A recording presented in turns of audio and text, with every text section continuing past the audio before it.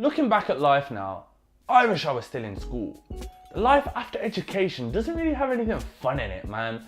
Like back in school, it was all about having fun and making the most of the time that you had with your friends. Aside from teachers though, there was a group of other individuals who made it fun. The teachers. Every single teacher was different and they had different qualities and skills.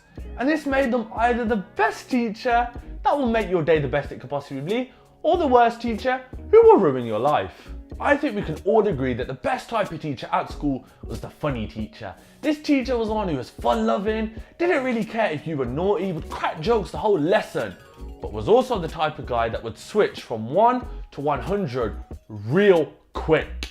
It was more just trial and error with their moods. Sometimes a joke will bang, sometimes a joke will bang so much that you get sent out and you're sitting outside the head teacher's office pending exclusion. Similar to the funny teacher, another teacher I loved was a teacher who had no control of her class.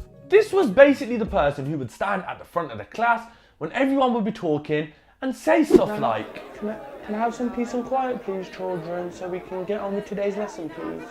Just a bit of peace and quiet please. Surprisingly, no one listened, and this would basically just lead to the teacher saying the lesson plan while talking over everyone else in the hope that someone was listening. Okay then, so in today's lesson, we'll be learning about how computers were formed and how they have come to hold their place in the world as we see them today. What's better than having a pushover or a comedian as a teacher? A supply teacher. At lunchtime, word would go round that Mrs. Semby has fallen down the stairs and she ain't going to be in for a while. So you start getting excited because you know there's a supply teacher. No matter what school you went to, you know a supply teacher or a cover teacher is the best news that you could hear all day. The arrival of the supply teacher into the classrooms forms an alliance within all people in the classroom.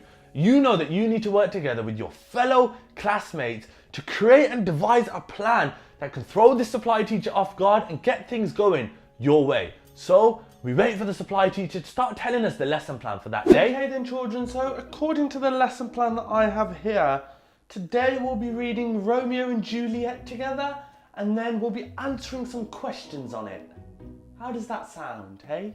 Now once the lesson plan's done, it is up to the elected spokesperson to kind of shift things in the way that we want things to go. So we've already read this in our spare time. We're thinking, could we maybe watch the film? I think, and we all think, the film will be much more educational than reading the book as we've already read it. And that way we'll kind of get like a real sense of how it goes, sir, innit? Somehow, the class has managed to get things going their way and we're about to watch the DVD of Romeo and Juliet.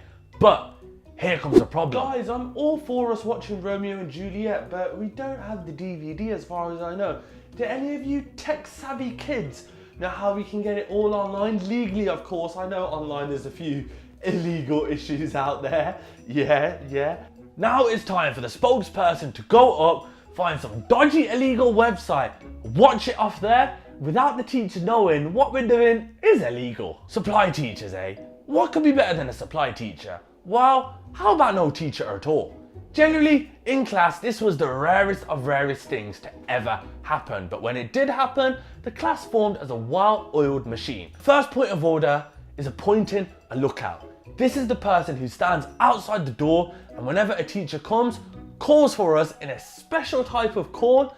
So we need to basically act like we're working and there's a teacher in the class.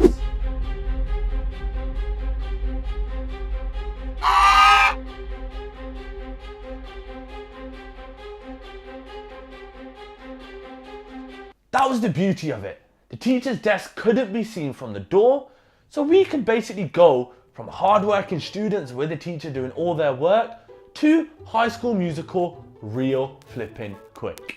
We're all in this together. Once we know that we're all stars and we see that. So my school was generally a brown school.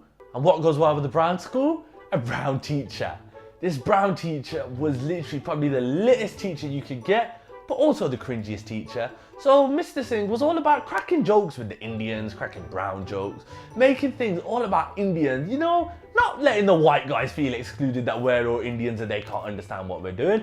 Of course not. The worst thing about Mr. Singh was the crap ass jokes that he would tell us in class. Hello kids, pyar bari, sat sri akal, kidda sare theek hai? How we all doing today? We are good? We are good? Okay, haha. I just got a joke to start today's session off with a bang, huh?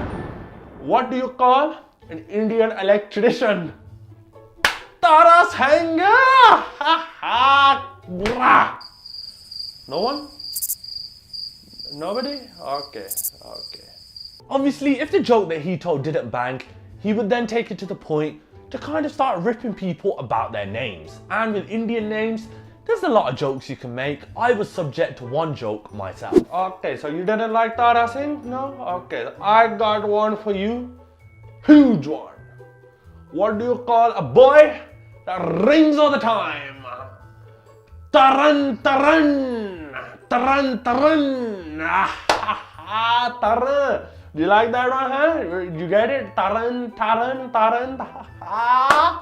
No, not that one. Okay, guys, let's just get on with today's lesson. Today we're learning algebra. Haha, algebra. As well as jokes though, Mr. Singh was all about relating the subject he was teaching us to a long, boring history lesson on why the generation of today isn't the best it could be and why we've kind of let all the brown people around the world down. Okay, kids, so algebra is like the language of the maths, just like Punjabi is the language of the Punjabis. But the problem is with today's generation, they don't want to learn all the new languages. They don't want to learn algebra. They don't want to learn Punjabi. Why do we want to learn Punjabi?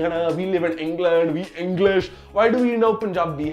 But no, kids, wrong. Your grandparents, they came to this country to offer you a better education, but they didn't come here, so you all forget your roots. You need to remember your Punjabi. You need to embrace your Punjabi. You need to be happy about your Punjabi. Don't forget the Punjabi, kids. Learn the Punjabi like you learn the algebra from math. Every single day we are using algebra, and every single day we are using Punjabi. Remember, kids, algebra and Punjabi will make the world a better place, you know? While I work out whether I was meant to be doing algebra or Punjabi in maths, I want you lot to put your comments down below on the types of teachers that you had in school.